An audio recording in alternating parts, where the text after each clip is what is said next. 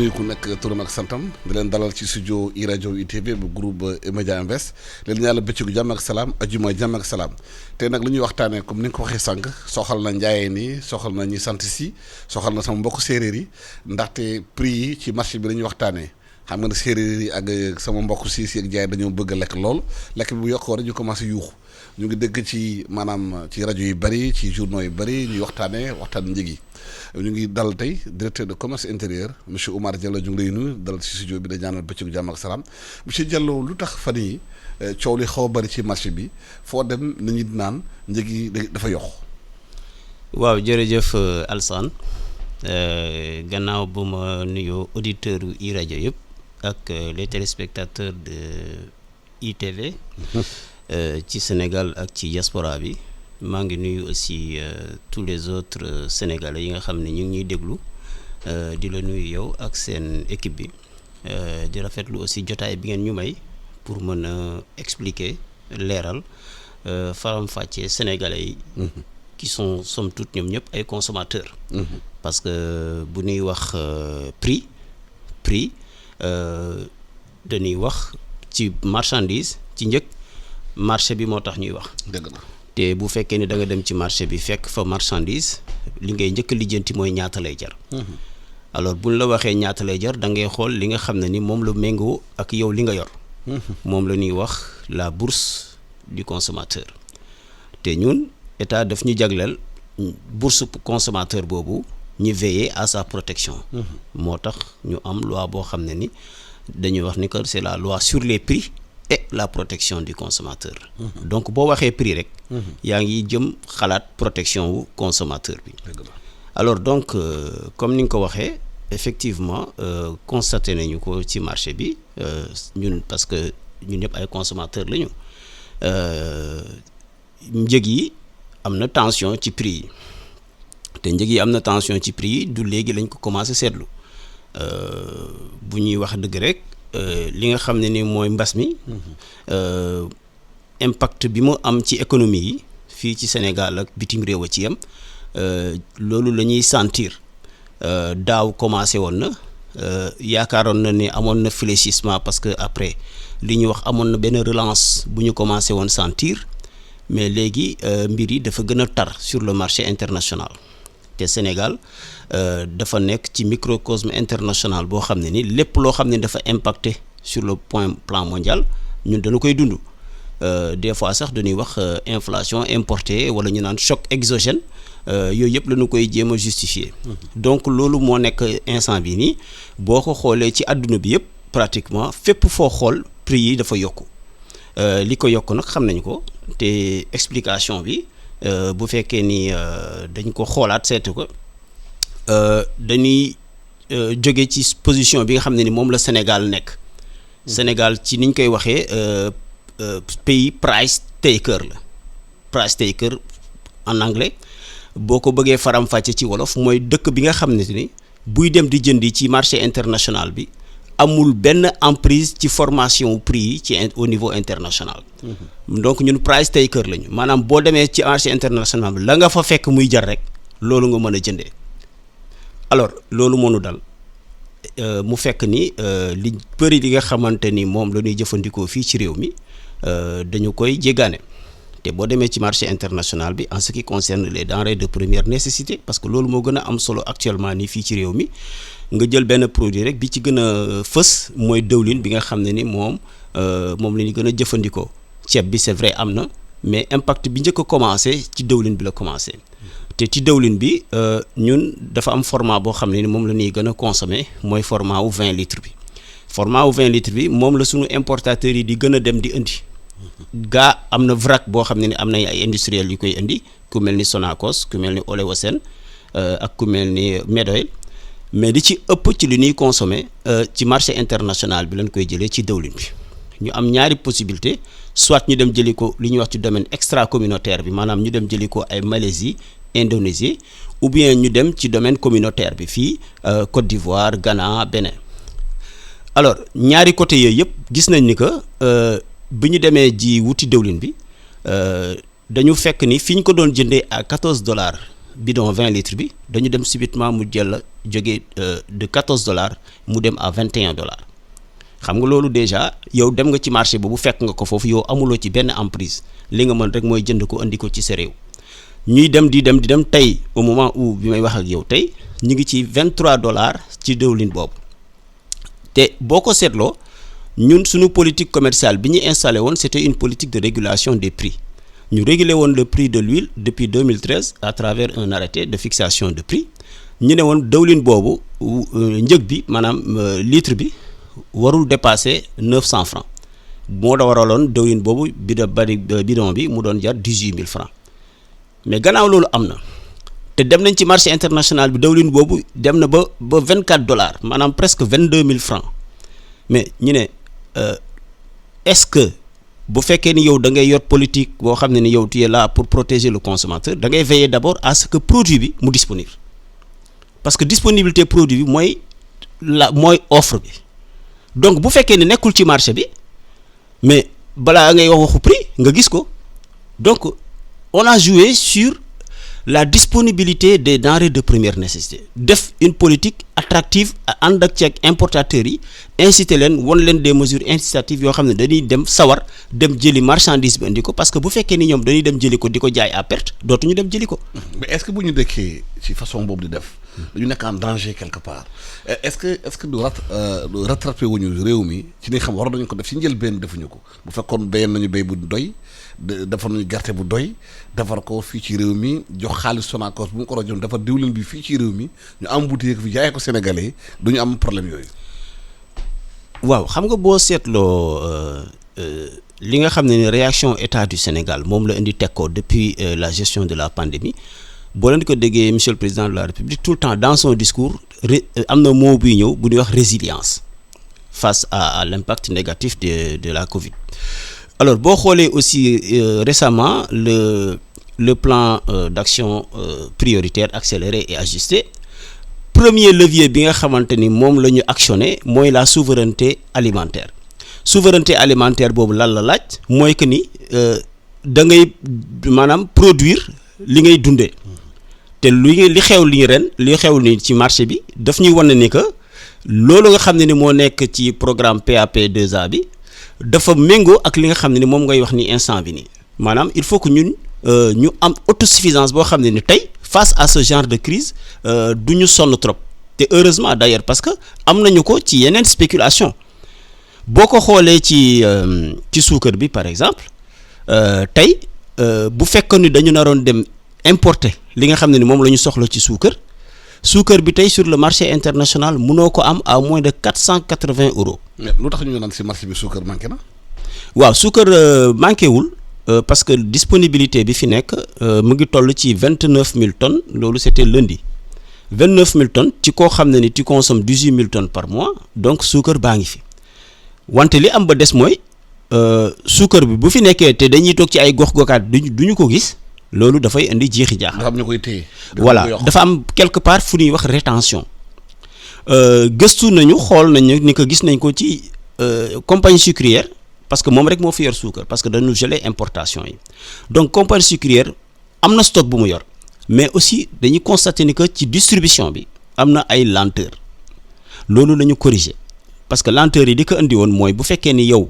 li nga xam ne ni lépp lu ñuy jël si ci suukar fii Dakar lañ koy jël see mu nekk fii rek benn magasin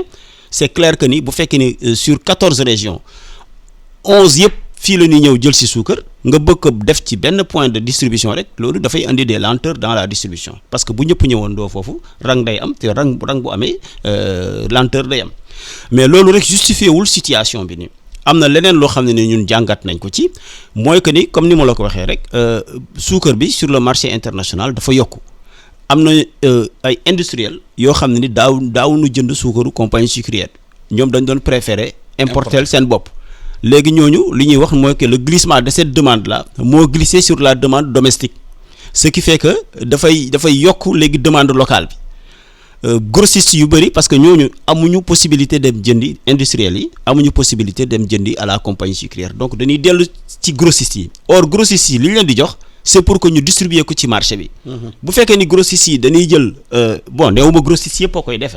mais il y en a une bonne partie quand même boo xamante ni ñoom approvisionné nañu pendant un certain temps les industriels.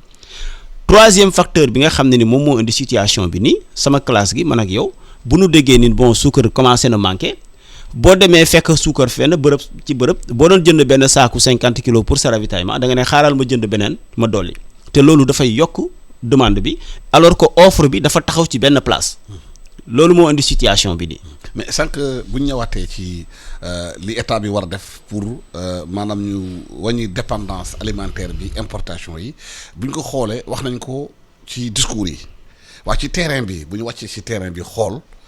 parce que ñu ba dañuy jaaxle boo jógee Dakar jaar Saint-Louis ba Bakel suuf see ngi foofu ne gaññ ndox baa ngi ne gaññ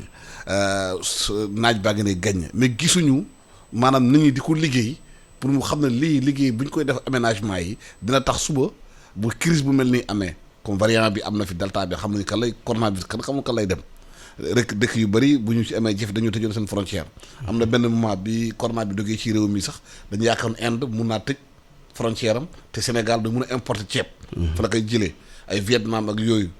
ñoo ñëpp bu ñu amee jafe-jafe yooyu mais est-ce que def nañu li war pour ñu mun a génn ci étau boobu. waaw mais xam nga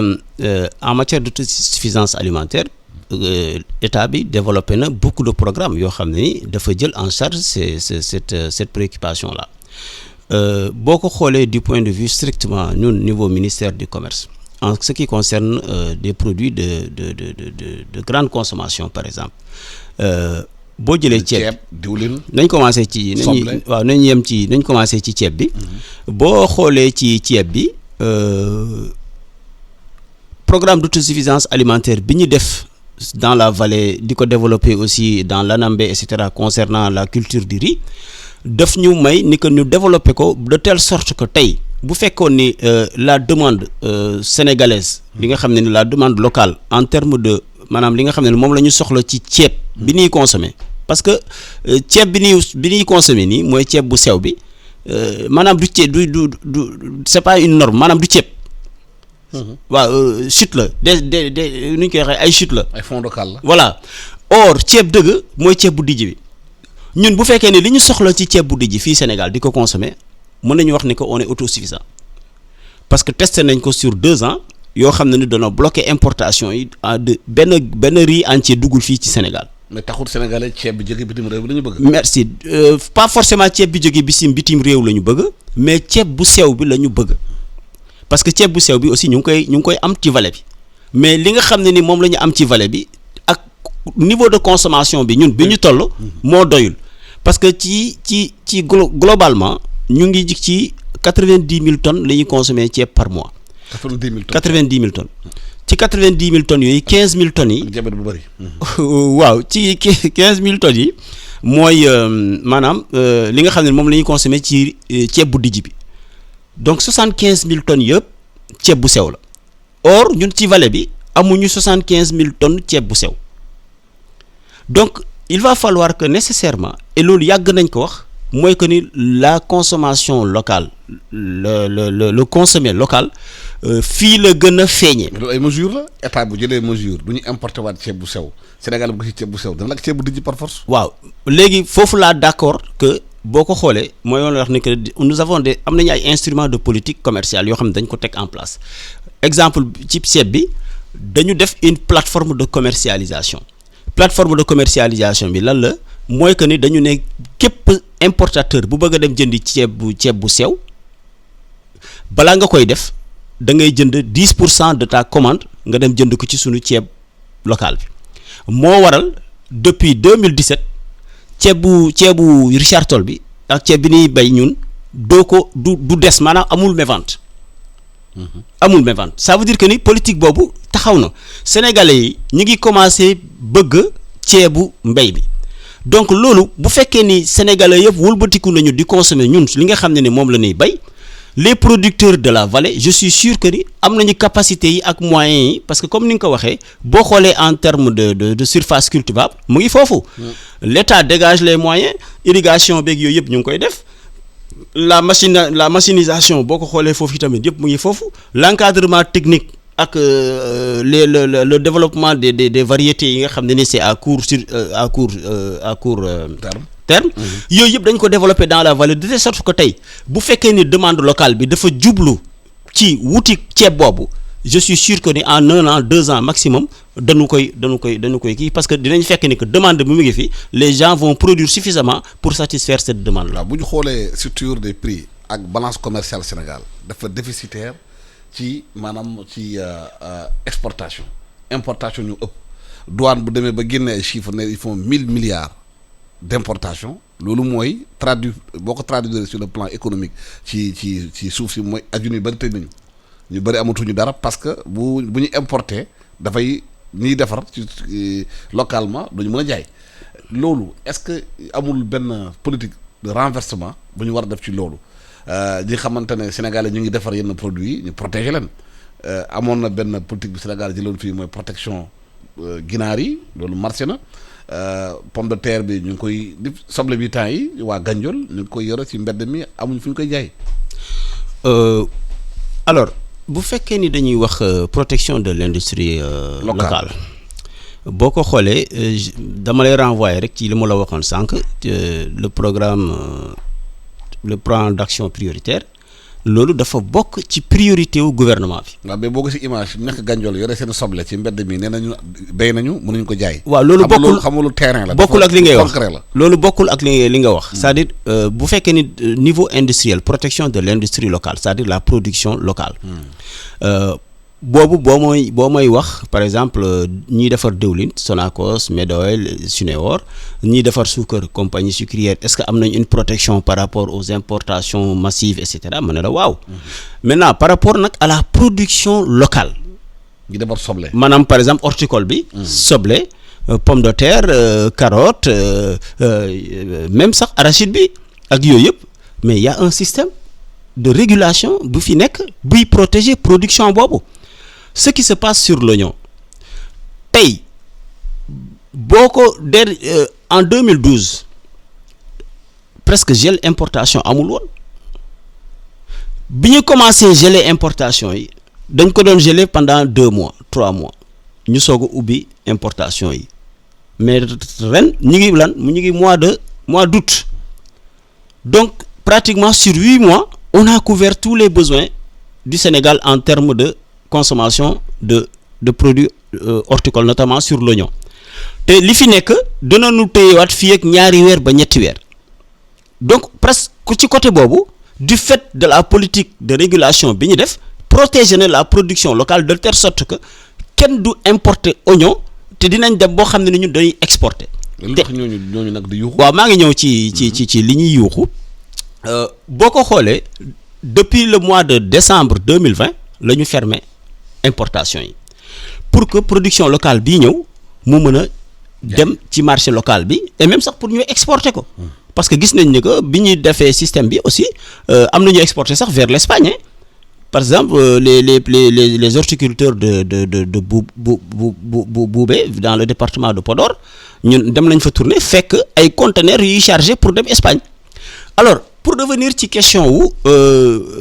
surplus de production bi am ci oignon bi ñun li ñu soxla ci oignon en termes de consommation mensuelle c'est 30 000 tonnes ren am nañu presque 450 000 tonnes yoo xam ne ni bay nañ ko ci produit horticulture bi alors bi ñu gisee loolu ñu tuloon dañuy waxtaan ak producteurs yi ne leen comme zone de production yi bokkul am nañu Fouta am nañu zone des Niayes am nañu fii Dakar sax aux alentours de Rufisque et cetera bu fekkee ni yéen ñëpp da ngeen bëggal ñorolandoo seen soble yéen ñëpp ngeen dugalandoo ko ci biir marché bi. marché bi 30 000 tonnes rek la mën a jël par mois bu fekkee ni loolu yëpp da ngeen ko def dinañ dugal ci marché bi chaque mois 100 000 tonnes yoo xam ne ni sénégalais yi duñ ko mën a absorber buñ ko absorber wul fan lay jëm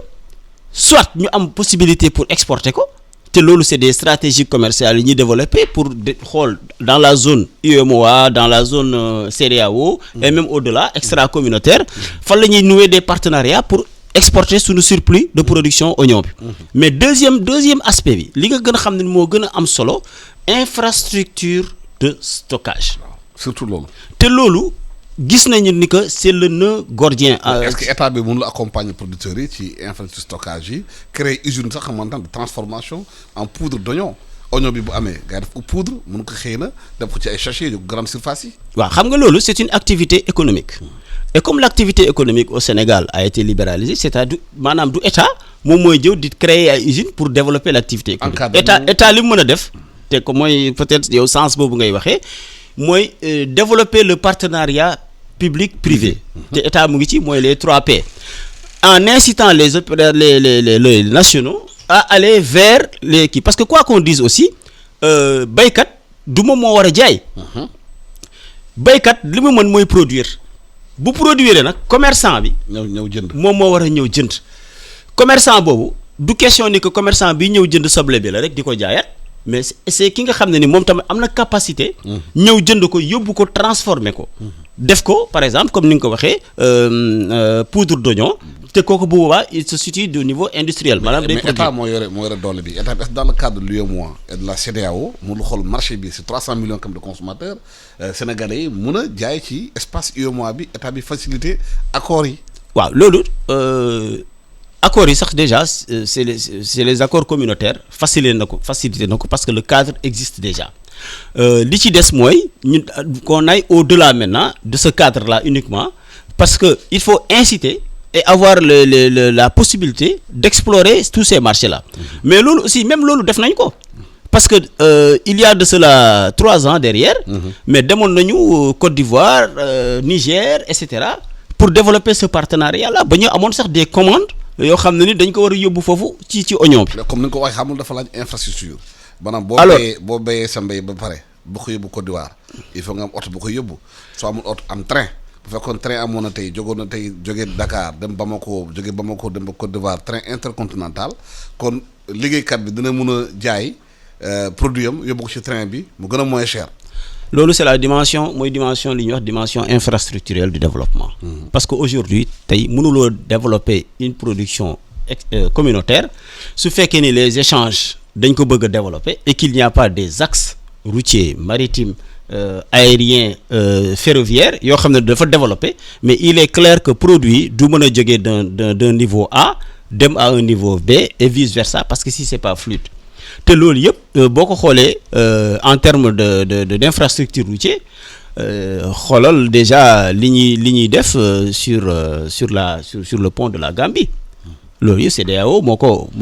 ko porté. bu ñëwaatee ci mbirum soble bi. xam nga Saint-Louis moom soble bi bari na fa man jaar naa fa week-end balay passé gis soble bu dul jeex ñëpp taxaw saako yi gars yi jal ko mais ana état bi annoncé woon na fi danañ defar benn usine transformation oignon en poudre à Saint-Louis par des privés fu ñu toll ci loolu. waaw loolu laa wax c'est-à-dire sànq mayuloo ma développé. voilà dama la doon wax ne la bu fekkee ni producteurs yëpp. dañu jëlandoo seen production dugal ko ci marché bi. dafay indi problème parce que balaa ñuy wax ay problème transformation infrastructure de stockage. usine bi ñu annoncé woon boobu. non après dinaa ñëw ci usine bi dama bëgg rek ñu taxaw ci fenn. mooy que ni dañu toll foo xam ne ni léegi il faut que baykat yi en collaboration ak li nga xam ne ni moom mooy commerçant yi ak li nga xam ne ni ñun ñooy autorité étatique bi. réguler secteur boobu mooy lan avec l'agence de régulation des marchés mooy que ni ñu respecter calendrier cultural bi parce que respecter calendrier cultural u oignon bi ñaari avantage la am benn bi soble bi buy dugg ci marché bi dana ñor te dina am qualité ñaar du ñëpp ñooy mën a dugalandoo seen soble ci biir réew mi li ñu daan def mooy bu njëkk waa Fuuta parce que zone boobu dafa tàng donc waa Fuuta ñoom ñooy njëkk a ñorle soble donc waa Fuuta ñoom ñoo daan njëkk a jaay bu waa Fuuta jaayee ba pare nag day tombeek pratiquement janvier février mars waa Fuuta dañuy jeexal bu ko jeexalee nag mu commencé wàcc vers la zone de Potou et cetera ñooñu tam commencé indi seen soble bu ñu paree nag ba mu jeex nag zone des Niayes bi ñooñu en général ñoo doon mujjee indi seen kii bi. beneen considération bi mooy que ni dafa am ñoo xam ne ni li ñuy wax les agro business. ñooñu tamit dañoo ñëw gën a développer production bi te ñooñu tamit dañuy nekk en concurrence avec les petits producteurs. Donc ñooñu moyens yooyu ñu am. est-ce que loolu du wane déficit de régulation d'accompagnement. Non c'est pas un déficit. Parce que bu ma nekkee gros producteur fekk ay petits commerçants on doit protéger les petits commerçants face aux gros. Mais c'est ce qu'on fait. loolu la ñuy def boo ko xoolee les gros producteurs agrobusiness bi ci soble bi ak pomme de terre bi dañoo téye seen production dañ leen a bloqué bon blocage entre guillemets mais dañu toog waxtaan ak ñoom ñu leen léegi jël leen seen production yi ngeen téye ko en attendant que les petits producteurs là ñu jaay dina am moment boo xam ne ni yéen di leen ubbil ngeen mën a jaay. te loolu état da koy wax mais amul moyen. def nañ ko amul moyen suivi bi. si on l'a fait et on l'a suivi. loolu moo waral pomme de terre bi ren ak coow li mu bëri yëpp dégguloo benn mévente boo xam ne ni am na ci pomme de terre bi. waaw ci mbirum usine bi ñu waroon def. voilà bon usine bi waaw comme ni nga ko waxee c'est des privés. privé état bi teg na renforcer privé def na cadre bi. l'état a mis le cadre. l'état a mis les moyens techniques mais léegi li ci des mooy que ni partenaire privé bi nga xam ne ni moom moo war a dem dans la réalisation de cette usine moom moo war a dem jusqu'à ce niveau-là. Deuxième chose, il y a des conditions yoo xam ne ni peut-être remplir uñu ko et qui nécessitent quand même la disponibilité du produit, le calibrage ak aussi la qualité. Parce que soble bu fekkee dañ ko teel a génne ndox bi dafay des ci biir day am problème qualité mais loolu defe naa ni léegi ci zone yooyu réglé nañu problème qualité soble bi léegi nag mu des calibrage bi donc yooyu yëpp c'est un ensemble de conditions qui n'étaient pas réunies et en plus maintenant il faut que derrière c'est bien de créer une usine qui transforme l'oignon def ko en poudre et cetera. Mais que derrière aussi il faut que usine boobu mu am fan la koy jaayee. léegi bu ñu dañ nekk parce que dañu société financière internationale ak fonds d'investissement pour agriculture de commerce en Afrique ñoo waroon defal société boobu. ñu annoncé 13 millions d'euros pour defar ko 8 milliards de francs CFA boobu la ñuy xaar usine boobu am mais fu ñu nekk tembe njaayee nii ak sama mbokk séeréer yi ak siisi yi ci marché bi prix yokku na lan lay état def pour prix yi bañ a daan seen bos. voilà fi ñu toll nii. alors. yan matuwaay lañ jël. exactement léegi constat bi def nañ ko ñun ñëpp mooy que ni sur le marché international lépp yokku na te lépp day ñëw suñu kaw bu ñëwee suñu kaw nag état dafa am ay moyens de régulation yoo xam ne moom lay teg ci marché bi premier moyen de régulation bi mooy li ma la wax ni mooy ne la fexe ba importateurs yi am courage dem jëli produit mu disponible bu disponible offre bi day gën a supérieur à la demande donc concurrence bi am seen biir dañuy wàññi prix yi mais yemuñu foofu état dafa am ay leviers li ñuy wax des leviers fiscaux maanaam des mesures de soutien au prix te état bi jël na ko ma jël benn exemple wala ñaar rek parce que boo xoolee ci farine bi parce que farine moom la ñuy defaree mburu donc bu farine bi yokkee mburu dafay yokk ñu gis ni que li ñuy defaree farine bi mooy blé bi jóge na ci 240 euros en 2020 ñëw à 270 euros en début janvier 2021 te tey fi may wax ak yow blé bi mu ngi 285 euros rendu CAF prix boobu bu fekkee ne dañ ko bàyyi noonu appliqué ko rek tey farine 20 500 lay jar te mburu dina dem 200 francs état bi ne donc comme noonu la demee depuis janvier ñu teg benn dispositif de soutien état bi ne dama doon jël 18% ci TVA wu farine bi léegi dama ko wàññi def ko 6%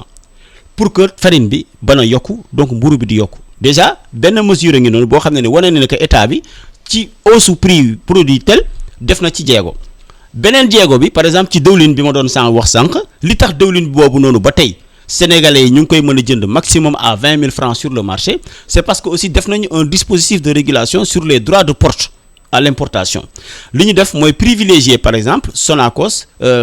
Medoel ak Oléosen c'est des industriels ñu privilégier leen ñoom ñu dem jëli huile en vrac bi bu ñu ñëwee ñooñu ñu conditionné ko def ko dans des petits conditionnements jaay ko mu gën a yomb que bu fekkoon ni da nga dem importer ko directement en quoi faisant en jouant sur la taxe d'ajustement à l'importation ñu dem ñaan le comité tech de la CEDEAO pour que ñu may ñu ñun Sénégal ñu mën a wàññi suñu droit de douane de 5% sur ces produits là pour que ces industriels là ñëw ñu mën a am compétitivité pour mettre à la disposition des consommateurs loolu moo waral tey dëwlin boobu prix bi dépassé wul 20 000 francs le bidon. am na yeneen mesures aussi bon xam naa ne peut-être temps bi voilà mais c'est clair que état bi teg na ay dispositifs mais bi yeneen mesures yi gën a am solo mooy aussi la régulation et la surveillance du marché parce que li ñuy bañ mooy ñu appliquer des prix spéculatifs ou des situations de rente yoo xam ne ni commerçants yi dañuy profiter ci situation bi nii pour yokk seeni marges et là nous sommes en train de surveiller les marges strictement kenn du dépasser yenn marges yi nga xam ne moom la ñu fixé woon depuis 2013. waaw jërëjëf Omar Diallo directeur du commerce intérieur temps bi ñu joxoon jeex na yaakaar état bi war naa gën a mën a xëy na def jéego mais jéego yi mooy gën a maanaam